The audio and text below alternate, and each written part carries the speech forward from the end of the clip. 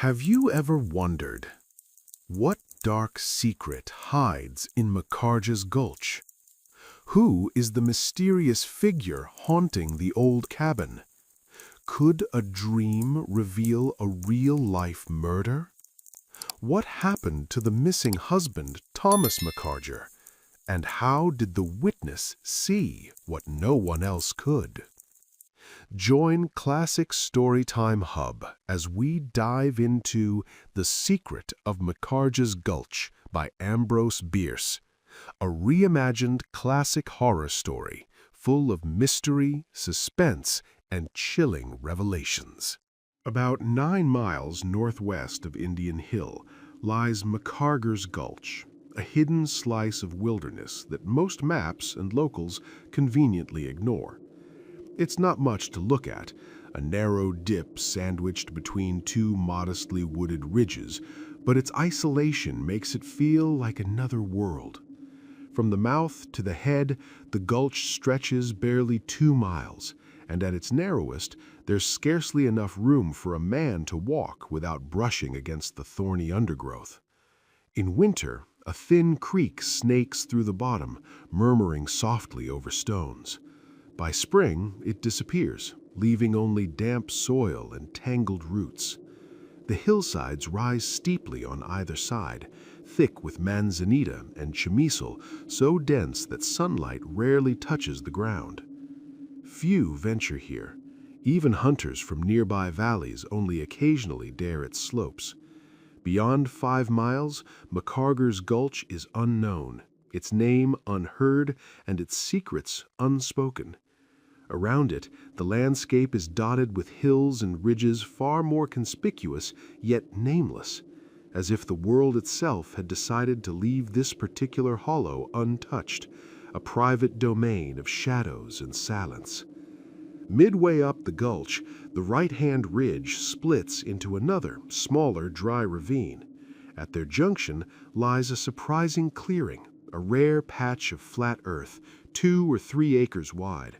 And here, inexplicably, had once stood an old wooden house, one small, solitary room clinging to the edge of this remote wilderness. How the timbers arrived there, how anyone managed to haul them through the relentless tangle of brush and rock, remains a mystery, an unanswered question that seems deliberately left for the curious and the brave. Perhaps the creek's bed once served as a road, or perhaps, like the gulch itself, the path had always belonged to the shadows. At some point, miners had clearly explored Macarger's Gulch, probably using pack animals to carry tools and supplies into the narrow, tangled valley. Yet their efforts never connected this hidden hollow to any nearby settlements, or even a sawmill. The gulch remained stubbornly isolated. The old wooden house still stood, though most of it had succumbed to time. It had no door, no window frame, and the chimney, a crude mix of mud and stones, had collapsed into a messy heap, overrun with wild weeds. What little furniture might have once filled the room had long since been stripped for campfires by wandering hunters. Even the wooden curb of an old well nearby was likely been burned. Now, only a shallow depression marked its place, hinting at the life that once existed here. It was a summer afternoon in 1874 when I found myself following the dry brook up into the gulch. I was out quail shooting, and by the time I stumbled across the ruins, I had already collected a dozen birds. I hadn't known the house existed until I saw its weathered frame emerging through the dense undergrowth. After a brief, careless inspection of the crumbling structure, I continued my hunt, losing myself in the rhythm of the chase. Hours passed, and as the sun began its descent, a thought struck me. I was far from any other human soul, too far to reach shelter before darkness fell. Yet the house offered refuge, however humble, and in my game bag I carried enough food to last the night. Out here in the foothills of the Sierra Nevada, even a simple stretch of pine needles could serve as a bed, and a warm, dewless summer night required no blanket to sleep comfortably. I've always been drawn to solitude. The night, especially, has never frightened me. It comforts me. So the decision to spend the night there came easily. By the time darkness settled over the gulch, I had arranged a rough bed of branches and dry grass in one corner of the room. A small fire crackled in the old hearth, where I slowly roasted a quail. Smoke drifted upward through what remained of the chimney, and the firelight spread softly across the ruined interior, giving the space an almost welcoming warmth. I ate my modest meal without hurry, washing it down with the last of a bottle of red wine I'd carried all afternoon, my only substitute for water in a land that offered none. In that moment, I felt a deep, unexpected comfort, one that finer meals and safer lodgings often fail to provide. And yet, something was missing. I was comfortable, but I did not feel safe. Without meaning to, I kept glancing toward the open doorway, then the empty window. Again and again, my eyes returned to those dark openings, though there was no sound, no movement, nothing to justify the attention. Beyond them lay only darkness, thick, absolute, and unknowable. Still, my imagination refused to leave it empty. It populated the night with unseen presences, both natural and unnatural.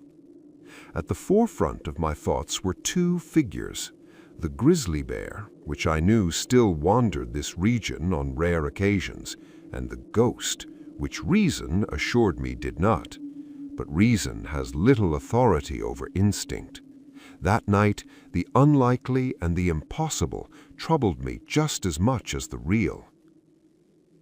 Anyone who has spent time alone at night knows this truth.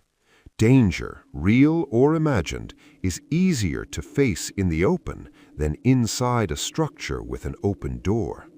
I felt it keenly as I lay on my makeshift bed beside the chimney and allowed the fire to fade into embers. As the light weakened, the sense of something hostile in the room grew stronger, oppressive, watchful. I found it nearly impossible to look away from the doorway as its outline dissolved into the darkness, until the opening no longer looked empty at all, but expectant, as if waiting for something to step through. When the last flicker of flame finally died, leaving the room in shadow, I gripped the shotgun I had laid beside me. Instinct took over. I leveled it toward the now invisible doorway, thumb poised on the hammer, muscles taut, breath held. Every nerve in me screamed alert. And yet, later, I set the weapon down, flushed with shame. What had I been afraid of? Me, the man who had always felt more at home in the night than in the company of people. Me, the one whose natural curiosity and inherited superstitions had made darkness, silence, and solitude endlessly fascinating, even inviting. I could not understand my own panic. In the very act of questioning it, I surrendered to exhaustion and slipped into sleep. And then the dream began. I found myself in a vast city in a foreign land. Its people resembled my own, though with subtle differences in speech, in dress. But the details were hazy, elusive. Towering above the city was a massive castle, perched on a high hill. Its name lingered on the edge of my mind, just out of reach. I walked its streets, some wide and orderly, lined with imposing modern buildings. Others were narrow, winding, dark corridors where centuries-old houses leaned toward each other, their carved eaves nearly meeting overhead, shadowing the cobblestones below. I was searching for someone I had never seen, yet somehow knew I would recognize. This was no aimless wandering. Every turn, every street I chose followed an unseen method, a logic I could not explain. I passed through a labyrinth of alleys and passages, yet I felt no fear of getting lost. Something guided me, something deliberate, something uncanny. Eventually, I stopped before a low, unassuming door set into a plain stone house, perhaps the home of a skilled artisan. Without announcing myself, I stepped inside.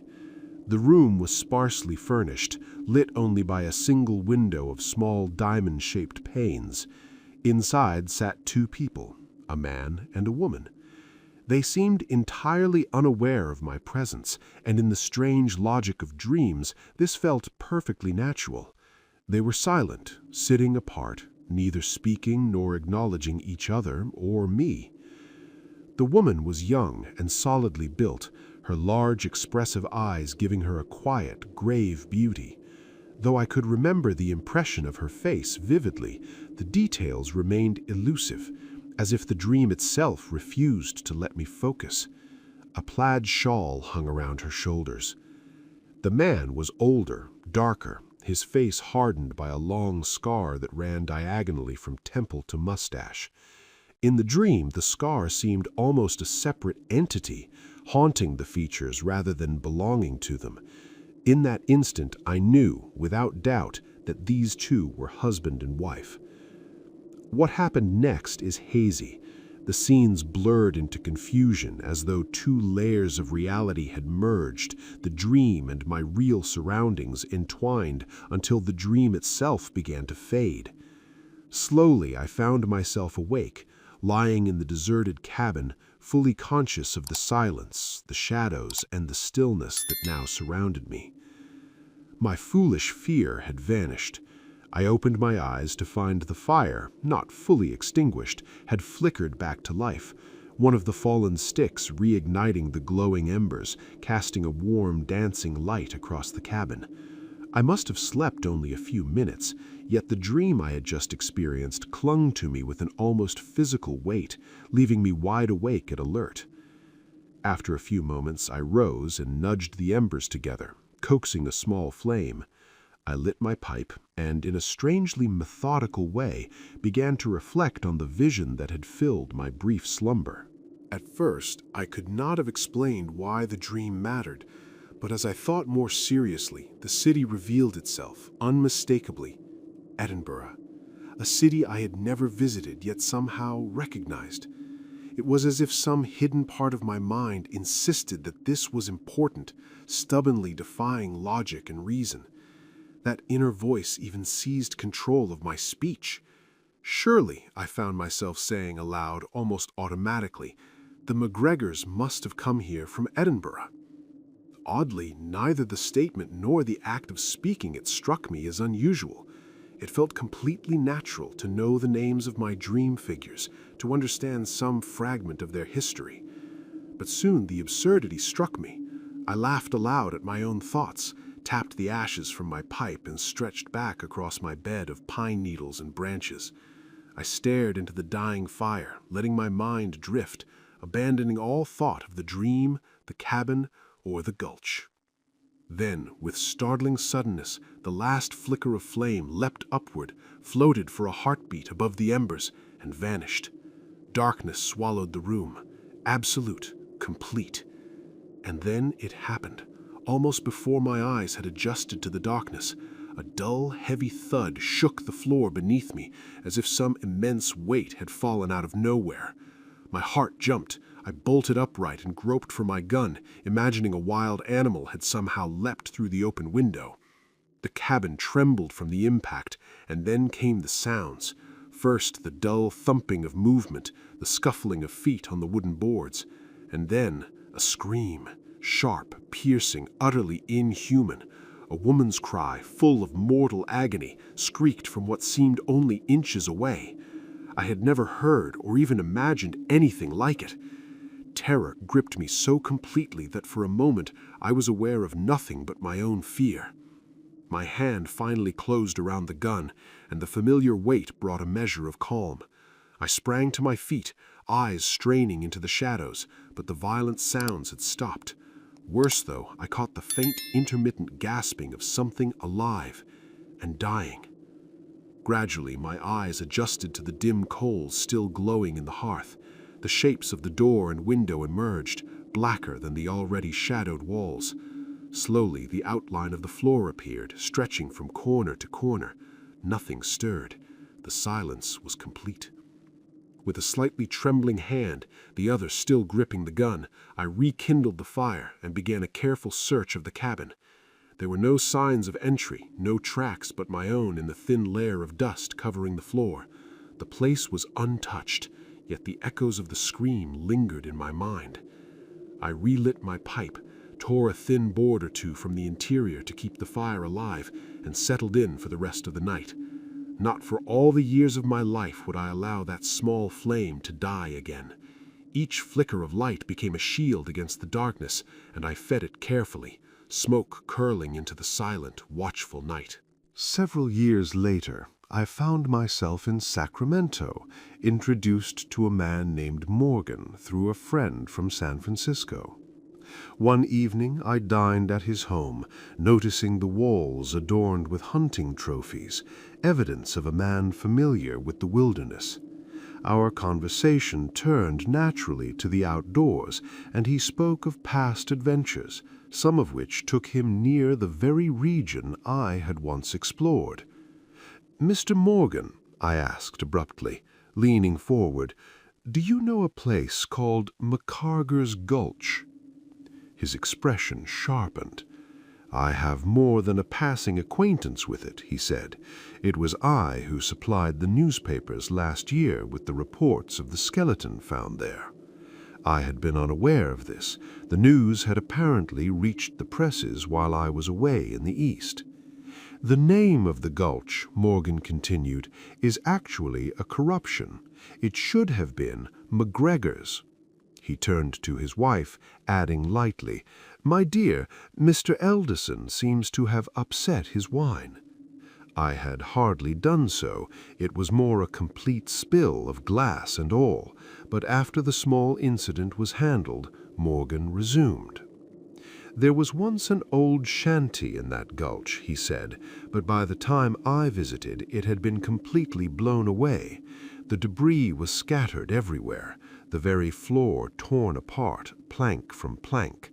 Between the remaining sleepers, my companion and I discovered the remnant of a plaid shawl. Upon closer examination, we realized it had been wrapped around the shoulders of a woman's body, most of it long gone, leaving only bones, fragments of clothing, and leathery brown skin."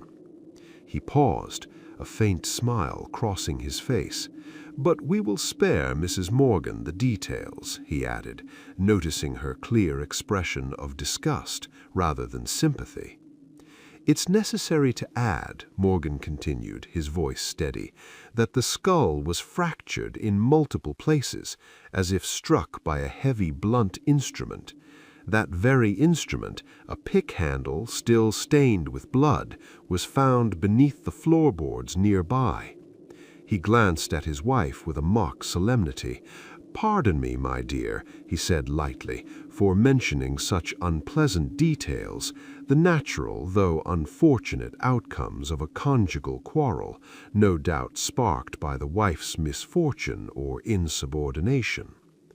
"I ought to be able to overlook it," she replied calmly, "as you have so often reminded me I should." Morgan seemed satisfied to continue. "From this and other evidence, the coroner's jury concluded that the deceased, Janet McGregor, had met her death from blows inflicted by a person unknown to the jury. Yet all signs pointed strongly toward her husband, Thomas McGregor, and yet Thomas McGregor has never been found or heard from. We learned that the couple had come from Edinburgh." He paused, checking on his wife, then glanced back at me. "Oh, Mr. Elderson, you'll forgive me if I interrupt. You seem to have water in your bone plate." I realized I had absent-mindedly placed a chicken bone in my finger bowl. In a small cupboard, I also found a photograph of McGregor, though it did nothing to bring him to justice. "May I see it?" I asked. The photograph revealed a dark, severe man, his face made all the more sinister by a long scar cutting diagonally from temple to mustache, a mark that seemed almost alive in its intensity. "By the way, Mr. Elderson," Morgan said with a genial curiosity, "may I ask why you inquired about Macarger's Gulch?" "I once lost a mule near there," I admitted. "The misfortune unsettled me greatly." "My dear," Morgan interjected, mimicking an interpreter with playful solemnity, "the loss of Mr. Elderson's mule has spiced his coffee." And thus the story ended. If you liked this journey into the worlds of classic literature, do not forget to support us by subscribing so we can tell you more. And hey, if there's a classic tale you'd love to hear told in this suspenseful style, drop its name in the comments below. Your suggestion might be our next chilling adventure.